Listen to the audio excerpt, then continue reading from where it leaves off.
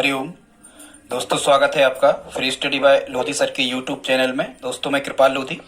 Students, आज हम आपको लेकर के आए हैं इंग्लिश ग्रामर का बहुत ही अच्छा टॉपिक, जिसका नाम होगा नेगेटिव सेंटेंस बनाना, इंट्रागेटिव सेंटेंस बनाना और अफर्मेटिव सेंटेंस बनाना। दोस्तों, आज हम आपको 3 प्रकार के सेंटेंस में किस प्रकार से परिवर्तन करते हैं ये बताने वाले हैं। दोस्तों, हम क्लास 10th में मैथ, साइंस और सोशल साइंस के वीडियो भी अपलोड करते रहते हैं। आप हमारी प्लेलिस्ट में जाकर के देख सकते हैं। दोस्तों, यदि आप हमारे चैनल पर पहली बार विजिट कर रहे हैं तो प्लीज आप हमारे चैनल को सब्सक्राइब कर लें, साथ में आए बेल आइकन पर क्लिक करें ताकि सबसे पहले नोटिफिकेशन आपको मिलता रहे। स्टूडेंट्स, इसी प्रकार के इंपॉर्टेंट वीडियो हम आपके लिए लाते रहते हैं, तो बगैर देर किए हुए आइए प्रारंभ करते हैं आज का टॉपिक। दोस्तों, लाइक तो आप कर ही दें यदि यहाँ तक आपने हमारा वीडियो देखा है तो। सबसे पहले स्टूडेंट्स, हमें क्या सीखना है? सबसे पहले स्टूडेंट्स, हमें ये सीखना है कि जो नेगेटिव सेंटेंस हैं इनको हम इंग्लिश में नेगेटिव सेंटेंस कहते हैं और इन्हीं को हम स्टूडेंट्स हिंदी में कहते हैं नकारात्मक वाक्य। मतलब होता है इसका नहीं वाले वाक्य। नेगेटिव सेंटेंस का मतलब क्या होता है स्टूडेंट्स? नकारात्मक वाक्य या फिर नहीं वाले वाक्य। जैसे मैं बाजार जाता हूं तो इसका नेगेटिव हिंदी में क्या होगा?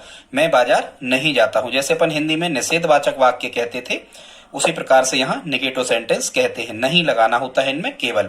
और जो इंट्रागेटिव सेंटेंस होते हैं स्टूडेंट्स, इनका मतलब होता है हिंदी में, इंट्रागेटिव को कहते हैं हम प्रश्नवाचक वाक्य। ये नकारात्मक वाक्य होते हैं और इंट्रागेटिव सेंटेंस प्रश्नवाचक वाक्य होते हैं।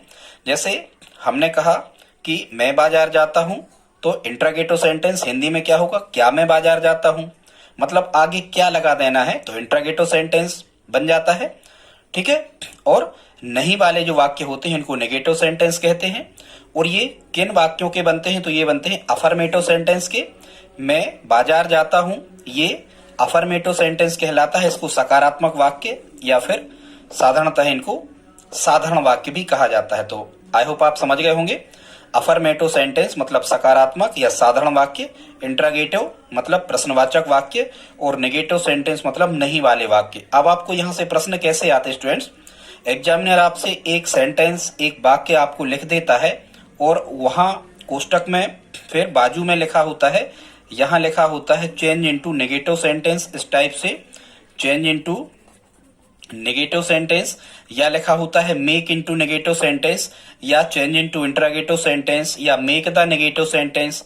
ठीक है, या मेक द अफर्मेटिव सेंटेंस। इस प्रकार से हमें इन वाक्यों का परिवर्तन करना होता है। दोस्तों, आपको एक बात बताएं, सबसे पहले यदि आपको इन सेंटेंसेस को सीखना है तो सबसे पहले आपको इंग्लिश लिटरेचर में, अंग्रेजी साहित्य में जो 24 सहायक क्रियाएं होती है स्टूडेंट्स, और उन्हीं सहायक क्रियाओं को हम हेल्पिंग वर्ब कहते हैं। फिर से सुन ले, सहायक क्रियाओं को इंग्लिश में हेल्पिंग वर्ब कहते हैं।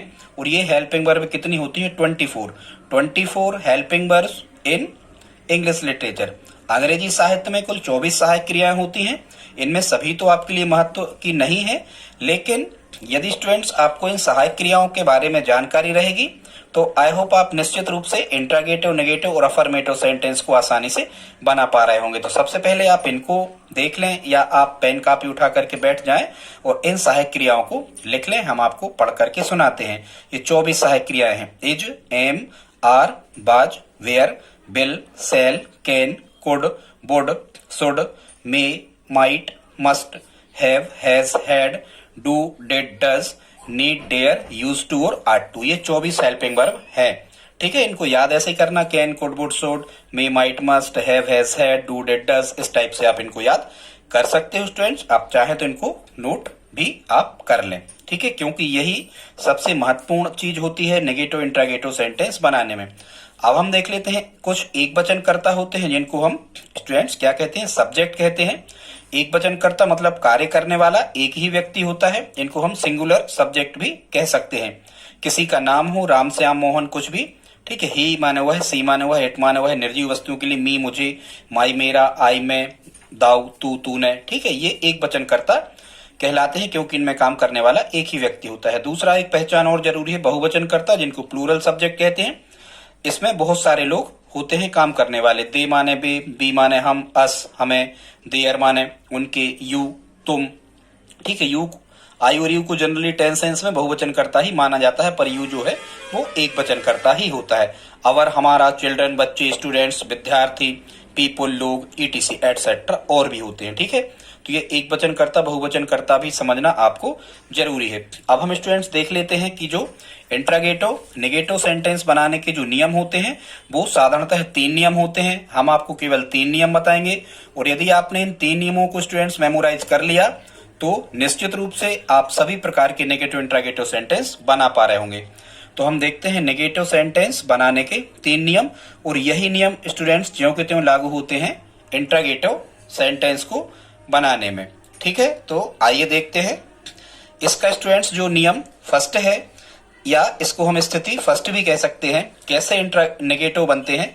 यहाँ इस तरफ हम नेगेटिव सेंटेंस बनाना सिखाएंगे और इस तरफ हम इंट्रागेटिव मतलब प्रश्नवाचक वाक्य बनाना सिखाएंगे। ठीक है स्टूडेंट्स, तो इसका जो नियम फर्स्ट होता है वो क्या है कि यदि वाक्य में सहायक क्रिया दी गई है तो उसके बाद नॉट लगा देने से नेगेटिव सेंटेंस बन जाता है। हमेशा स्टूडेंट्स ध्यान रखें, नेगेटिव सेंटेंस बनाने का सबसे बेहतरीन या सबसे बड़ा फार्मूला यही होता है, क्या होता है कि जो भी सेंटेंस आपको दिया हुआ है यदि उसमें एक सहायक क्रिया दी गई है तो सहायक क्रिया के बाद में केवल हमें क्या लिख देना है, एनओटी नॉट लिख देना है, और हमारा नेगेटिव सेंटेंस क्या होता है, बन जाता है। आई होप आप इतना समझ गए होंगे। ये सबसे महत्वपूर्ण नियम था फर्स्ट। ठीक है, अब यहां हमने कुछ एग्जाम्पल आपको बताए हैं। इस प्रकार के प्रश्न आपको एग्जाम में मिलते हैं, आप चाहे क्लास 10th में हो, चाहे 11th में हो, चाहे 12th में हो, या आगे भी ग्रामेटिकल पोर्शन जिसकी आप तैयारी कर रहे हैं, तो इंट्रागेटिव नेगेटिव सेंटेंस कभी नहीं बदलती, इसी प्रकार के नियम चलते हैं। ठीक है दोस्तों, तो देखते हैं इसका एग्जाम्पल फर्स्ट हमने लिया है।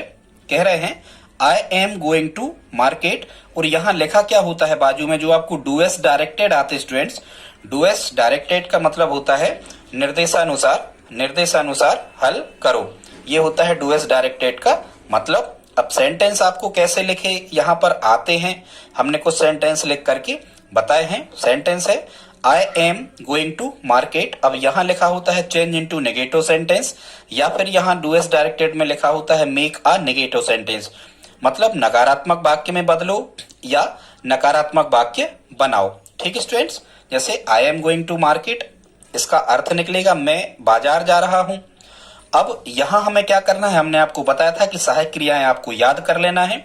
24 भी यदि याद ना हो आपको तो 15 से 20, 18, 12 जितनी भी आपको याद हो जाए सहायक क्रियाएं, अभी हमने जो आपको बताई थी, पहले आपको उनको मेमोराइज मतलब याद कर लेना है। अब हम यहाँ देखते हैं स्टूडेंट, सहायक क्रिया हमें दी हुई है, क्या लिखा है सहायक क्रिया एम, तो इसका नेगेटिव मतलब नकारात्मक वाक्य कैसे बनेगा, कुछ नहीं, हमें ज्यों का त्यों लिखना है आई एम, एम के बाद में हमें केवल एनओटी नॉट लगा देना है, बाकी पूरा वाक्य ज्यों का त्यों लिख देना है। I am not going to market, मैं बाजार नहीं जा रहा हूं। अगला सेंटेंस देखते स्टूडेंट्स, सेकंड है I can speak in English, यहां भी वही लिखा है यदि कि चेंज इनटू नेगेटिव या मेक द नेगेटिव सेंटेंस। ठीक है, तो इसको भी आप कैसे बना सकते हो, इसको भी आप देखो क्या इसमें सहायक क्रिया दी हुई है। सबसे पहले हमें यही देखना होता है स्टूडेंट्स नेगेटिव सेंटेंस या इंट्रागेटिव बनाने में कि क्या सहायक क्रिया दी हुई है। तो यहां हम देखते हैं हमें सहायक क्रिया कैन दी हुई है। ठीक है, तो हम क्या करेंगे, आई कैन के बाद में नॉट लगा देंगे, बन गया negative, I can not speak in English. अगला सेंटेंस देखते स्टूडेंट, थर्ड है दे हैड प्लेड क्रिकेट। ठीक है, वे क्रिकेट खेल चुके थे। अब यहाँ पर हेड लिखा है तो हमें पता है हैव हैज हैड, ये हेड भी सहायक क्रिया होती है, तो हेड के बाद में केवल हमें क्या लगा देना है, एनओटी नोट, बाकी पूरा वाक्य ज्यों का त्यों लिख देना है, बन गया नेगेटिव।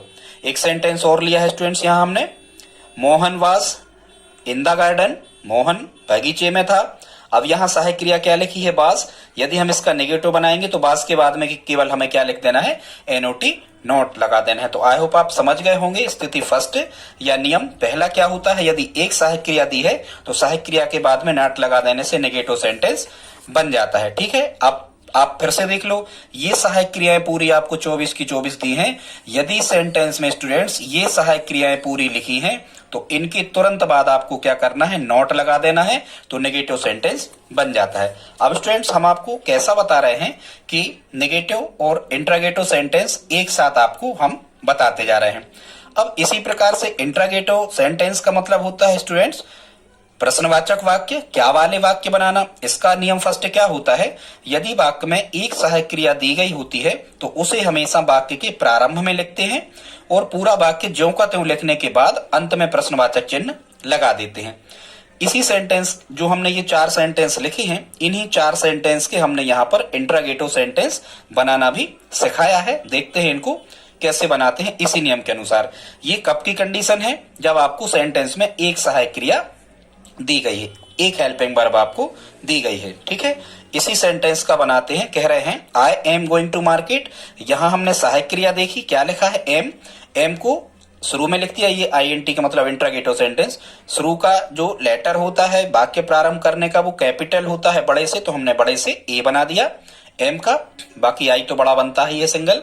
तो केवल हमें क्या करना है स्टूडेंट्स, इंट्रागेटिव सेंटेंस बनाने का सबसे बड़ा नियम यही है कि सहायक क्रिया आपको हेल्पिंग वर्ब जो अभी 24 हमने बताई थी वो आपको ढूंढ लेना है। यदि वाक्य में लिखी है तो उसको पहले लिख देना है। ये एम सहायक क्रिया थी, इसको हमने पहले लिख दिया।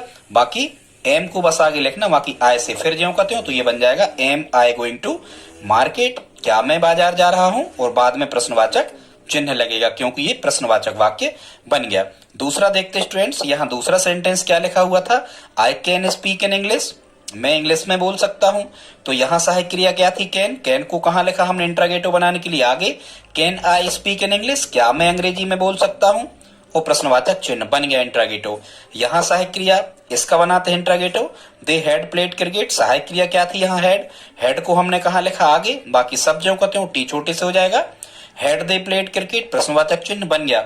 यहाँ सहायक क्रिया क्या थी, बाज थी। बाज को कहाँ रखा, पहले, बाकी सब जो कहते हो, बाज मोहन इन द गार्डन, इसका बनाया है हमने इंट्रागेटिव। तो ये सहायक क्रिया आगे रख देने से स्टूडेंट्स क्या बन जाता है, इंट्रागेटिव सेंटेंस बन जाता है। तो ये क्या था, ये यहाँ पर कंडीशन फर्स्ट थी। अब हम देख लेते हैं स्टूडेंट्स सेकंड कंडीशन को। एक चीज और आपको यहाँ समझना जरूरी हो जाता है, हमने नहीं बता पाए थे यहाँ। ये सेंटेंस बनाने का जो सूत्र होता है, इसमें सबसे पहले सब्जेक्ट या कर्ता आता है। ठीक है स्टूडेंट्स, कर्ता के बाद में हेल्पिंग वर्ब या सहायक क्रिया आती है। इसके बाद में मेन वर्ब या मुख्य क्रिया आती है। कई बार यहाँ मेन वर्ब या मुख्य क्रिया नहीं आती, यहाँ संज्ञा या विशेषण या क्रिया विशेषण भी आ जाते हैं, पर मेन सूत्र यही है, सब्जेक्ट कर्ता, उसके बाद में तुरंत हेल्पिंग वर्ब या सहायक क्रिया, फिर मेन वर्ब मतलब मुख्य क्रिया, फिर कर्म आता है, और इसके बाद आता है अदर, जो भी अन्य चीजें हमें वाक्य में लिखी हुई हैं। अब हम देख लेते हैं स्टूडेंट्स। तो आई होप आप समझ गए होंगे जो स्थिति फर्स्ट थी वो क्या थी। तो स्थिति फर्स्ट यही थी कि यदि वाक्य में एक सहायक क्रिया दी है तो उसको आपको सहायक क्रिया के बाद में नॉट लगा दो तो नेगेटिव बन जाता है, सहायक क्रिया को उठा के पहले लिख लो तो इंट्रागेटिव सेंटेंस बन जाता है। अब देख लेते स्टूडेंट्स स्थिति सेकंड क्या है, या नियम 2 इसको हम कह सकते हैं। ये कब क्या कहता है, यदि वाक्य में एक से अधिक सहायक क्रियाएं दी गई होती हैं तो हमेशा पहली सहायक क्रिया के बाद में नॉट लगाने से नेगेटिव सेंटेंस बन जाता है। ठीक है, अब यहाँ एक सेंटेंस हमने लिखा है, यहाँ कह रहे हैं Mohan will be flying a kite, और यहाँ डूएस डायरेक्टेड में आपको लिखा आ गया चेंज इनटू नेगेटिव सेंटेंस या मेक इनटू नेगेटिव सेंटेंस, नकारात्मक वाक्य में बदलो। तो यहाँ स्टूडेंट्स हमें सहायक क्रिया पूरी की पूरी तो लग रही है क्या, विल बी। ठीक है, ये फ्यूचर कंटिन्यूअस की सहायक क्रिया है विल बी। तो यहाँ जब हम इसका नेगेटिव बनाएंगे स्टूडेंट, तो हमें ध्यान रखना है, हमेशा ध्यान रखना है, चाहे एक से अधिक सहायक क्रियाएं दी हो चाहे 2 से अधिक दी हो, हमें तो केवल सहायक क्रिया को देखना है। तो क्या लिखा है, बिल। बिल के बाद में केवल हम नॉट लगा देंगे, बाकी बी ज्यों का त्यों बन गया नेगेटिव। ये हो जाएगा मोहन, इस बिल के बाद में नॉट लिखेंगे, Mohan bill not be flying a kite, बन गया नेगेटिव। सेकंड देखते हैं स्टूडेंट्स, सेंटेंस लिखा है be shall be going to market. तो सेल के बाद में हमें क्या करना है, नॉट लगाना है, बी ज्यों का त्यों बन गया नेगेटिव। ठीक है, क्योंकि सहायक क्रिया के बाद नॉट लगा देने से नेगेटिव सेंटेंस बन जाता है। तीसरा सेंटेंस हमने लिखा है बी हैड बीन। अब यहाँ पे हैड बीन पूरी की पूरी सहायक क्रिया लग रही हमें। ठीक है, ये पास्ट परफेक्ट कंटिन्यूअस टेंस की सहायक क्रिया है, पर हमें क्या ध्यान रखना है, पहली सहायक क्रिया को ही महत्व स्टूडेंट्स इसमें दिया जाता है, पहली ही हेल्पिंग वर्ब के बाद नॉट लगा देना है। तो इसका बन जाएगा हैड के बाद हम तुरंत नॉट लगा देंगे, तो बी हैड नॉट, फिर आएगा been, be had not been making kites for 7 years। एक और देख लेते हैं, ये सब नेगेटिव बन रहे, नकारात्मक अर्थ निकलेगा नहीं वाले वाक्य। चौथा एक सेंटेंस लिखा है स्टूडेंट्स, यहाँ पर क्या लिखा है, I shall have been flying a kite for an hour. यहाँ तो सेल भी सहायक क्रिया है और हैव भी सहायक क्रिया है, बीन तो हालांकि नहीं है। तो भी हमें क्या करना है स्टूडेंट्स, फिर भी हमें पहली सहायक क्रिया पर ही ध्यान देना है, क्योंकि सेल और हैव दोनों सहायक क्रिया हैं। तो हम तो केवल सेल के बाद में यहाँ क्या लगा देंगे, नॉट। बाकी हैव बीन जो कहते हो, तो ये बनेगा इसका नेगेटिव नकारात्मक वाक्य। क्या बनेगा, I shall not have been flying a kite for an hour. ये बाकी पूरा जो कहते हो पहली सहायक क्रिया के बाद में नॉट लगाया जाता है। इसी प्रकार का स्टूडेंट्स इंट्रागेटिव बनाने का भी दूसरा नियम है, ठीक इसी प्रकार का है। वो कैसा है देख लेते हैं। यदि वाक्य में एक से अधिक सहायक क्रियाएं दी गई हों तो हम केवल पहली सहायक क्रिया को ही वाक्य के प्रारंभ में लिखते हैं, बाकी वाक्य को ज्यों कहते हैं लिखकर अंत में प्रश्नवाचक चिन्ह लगा देते हैं। तो इंट्रागेटिव सेंटेंस मतलब प्रश्नवाचक वाक्य बन जाता है। इसी सेंटेंस का हमने बनाया है। अब यहां पर आपको लिखा क्या आएगा, वही लिखा आएगा चेंज इनटू इंट्रागेटिव सेंटेंस या मेक द इंट्रागेटिव सेंटेंस, इस प्रकार का, ठीक है। या rewrite make the interrogative sentence, इस प्रकार से भी लिखा। रीराइट मतलब पुनः लिखो प्रश्नवाचक वाक्य बना करके। तो देखो यहाँ इसी वाक्य का हम इंट्रागेटिव बनाते हैं। इसका Mohan will be flying a kite, तो यहाँ सहायक क्रिया क्या है, बिल है। बिल को उठा के हमने कहाँ रखा, पहले डब्ल्यू बड़े से हो जाएगा। तो बिल मोहन, चूंकि नाम एम बड़े से रहेगा, किसी का भी नाम हमेशा कैपिटल लेटर में ही लिखा जाता है पहला। तो क्या करना, हमें बिल को आगे रख देना है, बिल मोहन, फिर आएगा बी फ्लाइंग अ काइट और बाद में प्रश्नवाचक चिन्ह, ठीक है। क्या मोहन पतंग उड़ा रहा होगा। सेकंड देखते हैं, be shall be going to market, इसका इंट्रागेटिव बनाओ। तो हमें क्या करना है, सेल को उठा के आगे रख देना है, ये रख दिया आंसर। सेल बी फिर बी गोइंग टू मार्केट प्रश्नवाचक चिन्ह बन गया नेगेटिव। तीसरा था be had been making kite for 7 years, तो यहां सहायक क्रिया क्या है, हैड है। हालांकि बीन जरूर उसके साथ लिखा, पर हमें तो ध्यान देना है पहली सहायक क्रिया को यदि वाक्य में पहले रख दिया जाए तो इंट्रागेटिव सेंटेंस बन जाता है। तो हैड थी सहायक क्रिया जो 24 हमने बताई थी, उनमें आप ध्यान रखना। तो had be been making kite for 7 years। अगला देखते हैं चौथा, I shall have been flying a kite for an hour, इसका हमें क्या बनाना है, इंट्रागेटिव सेंटेंस। तो यहाँ सेल हैव बीन इतनी लंबी चौड़ी सहायक क्रिया लिखी है, हमें उससे मतलब नहीं है, हम तो किसको आगे रखेंगे, सेल को। सेल आगे रखेंगे, बाकी फिर आई से फिर जो कहते हैं शुरू कर देंगे, shall I have been flying a kite for an hour. ठीक है स्टूडेंट्स, आई होप आप समझ गए होंगे कि यदि हमें वाक्य में 2 या 2 से अधिक सहायक क्रियाएं दी होती हैं तो हमें पहली सहायक क्रिया के बाद में नॉट लगा देना है, तो नेगेटिव सेंटेंस बन जाता है। और हमेशा पहली सहायक क्रिया को ही आगे रख देना है, तो इंट्रागेटिव सेंटेंस बन जाता है। यहाँ स्टूडेंट्स एक कंडीशन और बचती है, हम उसको भी देख लेते हैं। और वो कंडीशन कौन सी है, तीसरी कंडीशन है। ठीक है, ये कुछ एडवांस टाइप की है, इसको आपको समझना जरूरी है। और अधिकांशतः जब आपसे अच्छे क्वेश्चंस पूछे जाते हैं तो यहीं से प्रश्न बनते हैं। दोस्तों, यदि आपने हमारे वीडियो को लाइक नहीं किया है तो प्लीज आप हमारे इस वीडियो को लाइक तो कर ही दें, और आप हमें कमेंट करके बताएं इंग्लिश में आप हमसे और ग्रामेटिकल पोर्शन में क्या पढ़ना चाहते हैं। बड़े ही सरल तरीके से आपको बताने का प्रयास करेंगे। तो स्थिति फर्स्ट आपने देखी स्टूडेंट कि एक सहायक क्रिया दी है। स्थिति सेकंड थी जब एक से अधिक सहायक क्रियाएं दी है। स्थिति 3 या नियम 3 स्टूडेंट्स क्या कहलाता है, नेगेटिव या इंट्रागेटिव सेंटेंस बनाने का, कि जब किसी भी वाक्य में एक भी सहायक क्रिया नहीं दी गई है। ध्यान से सुनना स्टूडेंट्स, एक कंडीशन ऐसी भी हो सकती है वाक्यों में कि जब आपको एक भी सहायक क्रिया मतलब हेल्पिंग वर्ब बिल्कुल भी नहीं दी गई है, तो हम क्या करते हैं, तो हमेशा मुख्य क्रिया का रूप देखा जाता है। मेन वर्ब का फॉर्म देखते हैं कि मुख्य क्रिया का कौन सा रूप है। ठीक है, अब आप कहो कि ये मुख्य क्रिया स्टूडेंट जिस ऐसे समस्त कर्म या करना जिससे हमें कोई भी काम करने का बोध हो उसे हम क्रिया कहते हैं। जैसे उठना, बैठना, चलना, खाना, पीना, लेटना, ये क्या कहलाती हैं, मुख्य क्रियाएं कहलाती हैं। शायद ध्यान करो आपने यदि कभी पढ़े हो तो डू, डिड, डन, ठीक है, गो, वेंट, गॉन, इस प्रकार से पढ़ी होंगी। राइट, रोट, रिटर्न, ये मुख्य क्रियाएं कहलाती हैं। यदि आपने नहीं पढ़ी हो तो आप पढ़ना। 30-40 मुख्य क्रियाओं के रूप आप 3 रूप याद करना। प्ले, प्लेट, प्लेट, cut, cut, cut, put, put, put, shut, shut, सट, इस टाइप से रन, रन, रन, ऐसे 3 रूप होते हैं मुख्य क्रियाओं के। ठीक है, देखते हैं आगे। अब कह रहे हैं यदि सहायक क्रिया नहीं दी है तो मुख्य क्रिया का रूप देखा जाता है। अब यदि मुख्य क्रिया का फर्स्ट फॉर्म है, हमेशा ध्यान रखो, यदि मुख्य क्रिया का फर्स्ट फॉर्म है तो हेल्पिंग वर्ब सहायक क्रिया क्या सिलेक्ट करते हैं हम, डू, हमेशा नियम है। यदि मुख्य क्रिया का सेकंड फॉर्म है तो सहायक क्रिया क्या सिलेक्ट करते हैं हम, डिड। और यदि मुख्य क्रिया के फर्स्ट फॉर्म में एस एस लगी है तो सहायक क्रिया क्या सिलेक्ट करते हैं हम, डज। और ये सभी सहायक क्रियाएं कर्ता के बाद में ही आती हैं। वाक्य हमने आपको बताए थे कि कैसे बनाए जाते हैं। ठीक है स्टूडेंट्स, यही नियम यहाँ इंटरोगेटिव पे भी ज्यों का त्यों लागू होगा। अब हमने यहाँ पर कुछ सेंटेंस लिए हैं, इनको देख लेते हैं। ठीक, अब आप कैसे याद रखोगे, देखो डू में कम शब्द हैं तो फर्स्ट में भी कम होता है। इस टाइप से डिड में 3 शब्द हैं तो ये सेकंड फॉर्म हो। और यहाँ तो समझ में ही आ रहा है, यदि फर्स्ट फॉर्म में एस एस लगी तो डज में भी एस एस लगी।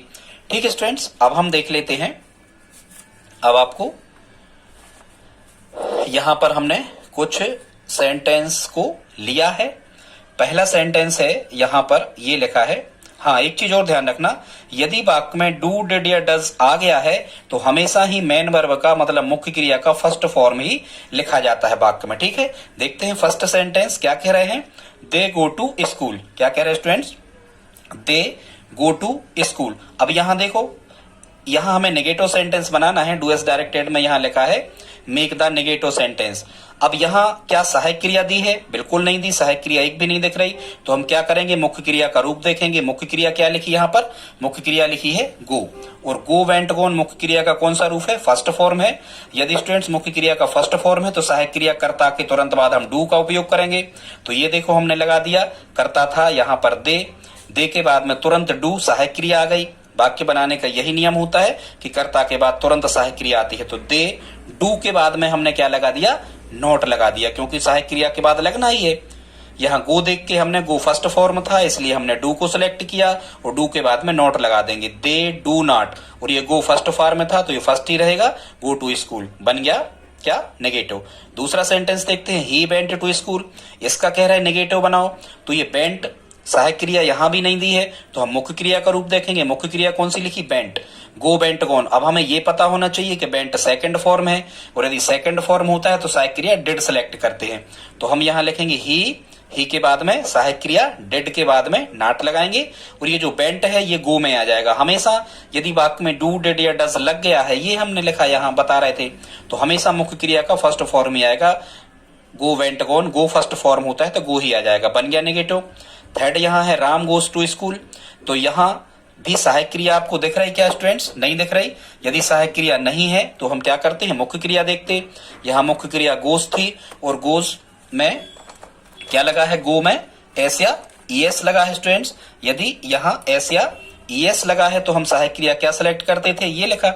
यदि मुख्य क्रिया के फर्स्ट फॉर्म में एस या एस लगी है तो सहायक क्रिया डज सेलेक्ट करते हैं। तो यहाँ हमने राम के बाद में सहायक क्रिया डज सेलेक्ट की और सहायक क्रिया के बाद में नॉट लगा दिया, गो टू स्कूल ज्यों का त्यों बन गया नेगेटिव। चौथा, he did his work well. यहाँ स्टूडेंट्स ये सबसे एडवांस टाइप के क्वेश्चन होते हैं।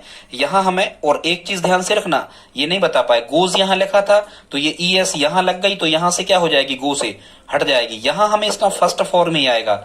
यदि वाक्य में कहीं डू डिड या डज लगा है तो यहाँ हमें इसका फर्स्ट फॉर्म ही आता है। अगला देखते हैं चौथा, he did his work well. वह अपना कार्य अच्छे से करता था। ठीक है, अब हम यहां देखते हैं तो यहां स्टूडेंट जो डिड लिखा है, ध्यान से सुनना, ये जो डिड लिखा है ये मुख्य क्रिया के जो 3 रूप होते हैं, डू डिड डन। डू मतलब करना, डू डिड डन। तो ये ध्यान से सुनना, ये जो डिड यहां पर लिखा है स्टूडेंट्स ये सहायक क्रिया नहीं है, ये सहायक क्रिया नहीं है। ये डू माने करना, वह अपना कार्य अच्छे से करता था। ये डिड मुख्य क्रिया है। तो मुख्य क्रिया का कौन सा फॉर्म है, मुख्य क्रिया का सेकंड फॉर्म है डिड। तो सेकंड फॉर्म है तो सहायक क्रिया क्या सिलेक्ट करेंगे हम, डिड। तो ही के बाद में लग जाएगा कर्ता के बाद क्या, ही डिड नॉट। और ये डिड जो सेकंड फॉर्म था ये काय में आ जाएगा, फर्स्ट में, डू हिज वर्क वेल बन गया नेगेटिव। अगला देखते हैं स्टूडेंट्स पांचवा, ही डज हिज वर्क। ठीक है, तो यहाँ डज जो है ये ध्यान से सुनना, इस प्रकार के क्वेश्चंस में ये डज सहायक क्रिया नहीं है।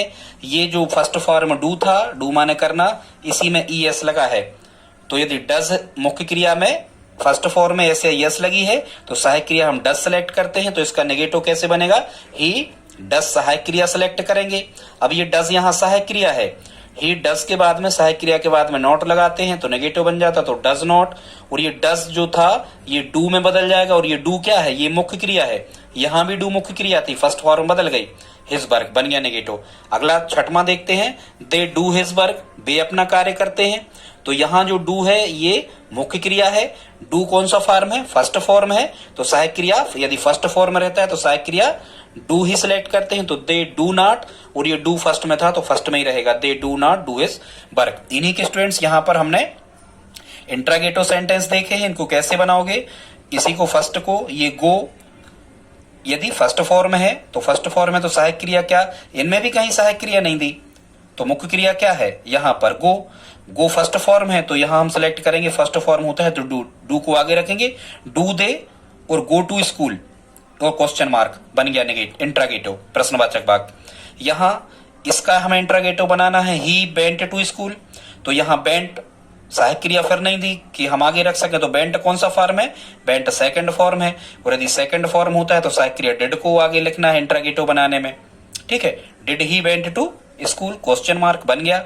यहां राम गोज टू स्कूल, इसका इंट्रागेटिव बनाना है तो सहायक क्रिया दी नहीं है तो मुख्य क्रिया देखेंगे, फर्स्ट फॉर्म एस एस लगी, यदि गोज लिखा है एस एस लगी तो डस सेलेक्ट करेंगे, और आपको पता ही है इंट्रागेटिव में सहायक क्रिया को आगे लिखते हैं, सबसे बड़ा नियम ही यही है, तो does Ram go to school, ये गोज जो था ये हमेशा फर्स्ट में ही आ जाता है, यदि डू डिड डस कहीं भी वाक्य में लिखा तो यहाँ हमेशा फर्स्ट फॉर्म लिखो।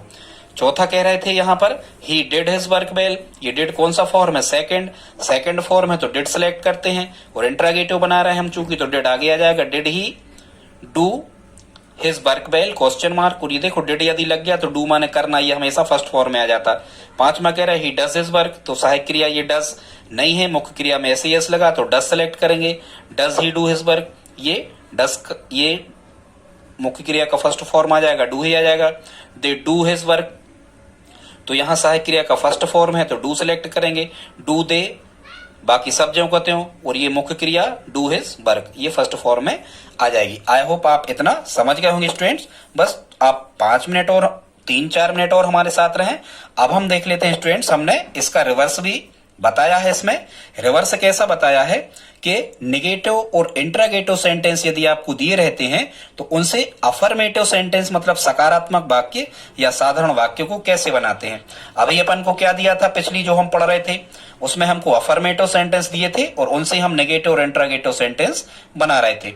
अब हमें नेगेटिव और इंट्रागेटिव सेंटेंस दिए हैं तो इनसे अफर्मेटिव सेंटेंस कैसे बनाते हैं देख लेते हैं। पहला जैसे सेंटेंस लिखा है कैन यू स्विम, क्या तुम तैर सकते हो, ठीक है। अब कह रहे हैं चेंज इनटू अफर्मेटिव सेंटेंस या मेक द अफर्मेटिव सेंटेंस, यही सब मेन में लिखा होगा डू एस डायरेक्टेड जो आपको आता है 10th 11th 12th में, ठीक है। तो ये कैन मतलब ये इंट्रागेटिव सेंटेंस था, तो हम इंट्रागेटिव सेंटेंस को सकारात्मक वाक्य बनाने में सबसे पहले कर्ता को रखेंगे यू, फिर सहायक क्रिया कैन, यू कैन स्विम बन गया साधारण वाक्य। ये कह रहे थे क्या तुम तैर सकते हो, यू कैन स्विम का अर्थ लिखा कि तुम तैर सकते हो। सेकंड देखते हैं are there monkeys on the roof, क्या बंदर छत पर हैं, ठीक है। तो यहां आर सहायक क्रिया आगे लिखी मतलब ये इंट्रागेटिव सेंटेंस है, तो इसका साधारण वाक्य कैसे बनेगा, देयर से प्रारंभ होगा, there are monkeys on the roof, ठीक है।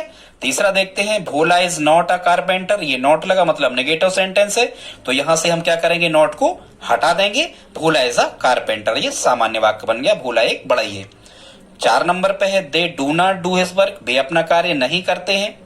तो अब यहां ध्यान से सुनना, डू नॉट डू लिखा है, ये डू सहायक क्रिया है और ये डू मुख्य क्रिया है, डू माने करना वाली और ये सहायक क्रिया है, तो इसका साधारण वाक्य कैसा बनेगा, दे डू हिज वर्क, ठीक है। केवल हम यहाँ ये डू हटा देंगे, नॉट भी हटा देंगे, डू नॉट या डोंट पूरा हट जाएगा, कई बार यहाँ शॉर्ट फॉर्म में डोंट भी लिख देते हैं, ठीक है। They do his work.